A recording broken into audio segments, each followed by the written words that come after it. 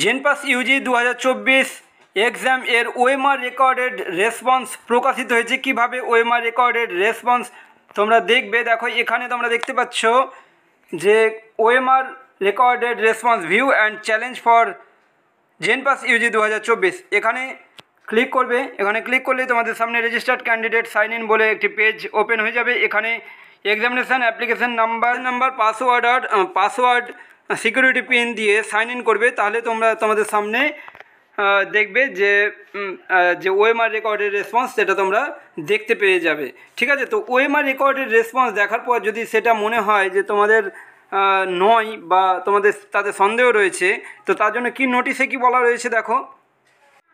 এই যে দেখতে পাচ্ছ এই নোটিশটি আমরা ডাউনলোড করে দেখাচ্ছি যে কি বলা রয়েছে এটাতে। দেখো এই যে তোমরা নোটিশটি দেখতে পাচ্ছ, আজকে এই নোটিশটি প্রকাশিত হয়েছে এবং তার সাথে সাথে ওএমআর রেকর্ডের রেসপন্স তোমরা সেখানে দেখতে পাবে।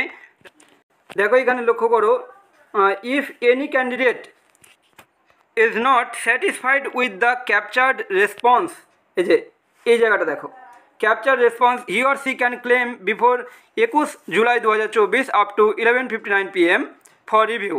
The claim is to be logged in on session. The candidate has to pay a non-refundable processing fee of ₹500 to be reviewed through net banking or debit card or credit card only per response. No claim will be reviewed if the fee payment is not successful. কি বলা হলো যে এই যে OMR রেকর্ডের response যদি মনে হয় যে এটাতে রিভিউয়ের প্রয়োজন হয়, মানে স্যাটিসফাইড না হও, তাহলে কিন্তু রিভিউ করতে পারবে, যেটা 21 জুলাই 2024 তারিখের মধ্যে রিভিউ করতে হবে। 11:59 রাত্রি 11:59 পর্যন্ত এই রিভিউয়ের জন্য আবেদন করা যাবে। তার জন্য 500 টাকা নন রিফান্ডেবল প্রসেসিং ফি দিতে হবে।